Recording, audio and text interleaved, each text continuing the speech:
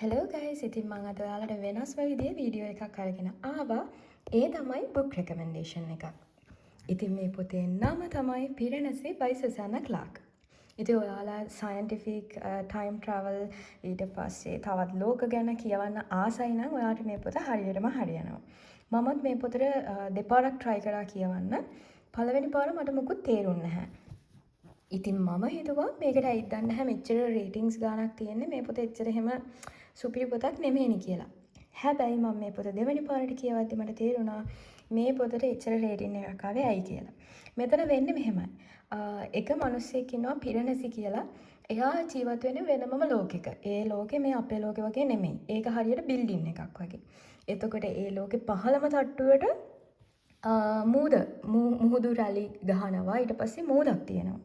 ඒකේ උඩම තට්ටුවේ අහසක් තියෙනවා වලාකුළු තියෙනවා. මෙයා ජීවත් වෙන්නේ මැද තට්ටුවල.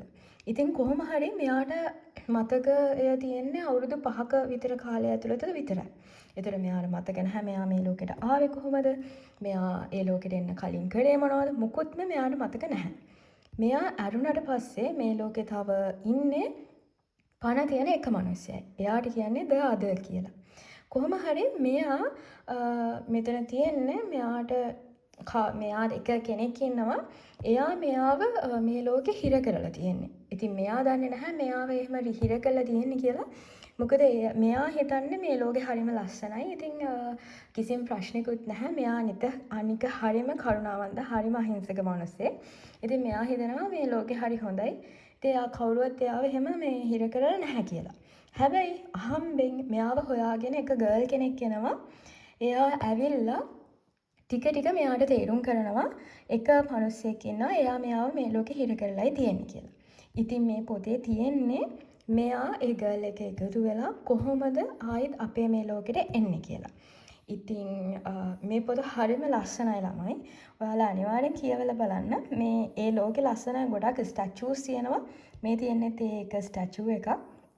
ඉතින් මම ගොඩක් වෙලාවට පොත් කියවන්නේ මගේ මේ Kindle එකේ. මොකද මට පොත් ගන්න යන්න එච්චර වෙලාවක් නැහැ. මොකද මම වර්ක් කරන ගමන්නේ පොත් කියවන්නේ.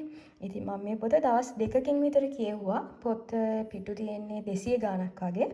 ඉතින් ඔයාලා මේ පොතට ගොඩක් ආස වෙයි. මුලදී නිකන් තේරෙන්නේ නැති වගේ හිතුණත් පස්සේ වෙනකොට ටිකක් කියවගෙන යද්දී ඔයාලට තේරෙයි මේක හරිම ලස්සන පොතක් කියලා. ඉතින් give it a try that you will never regret for that.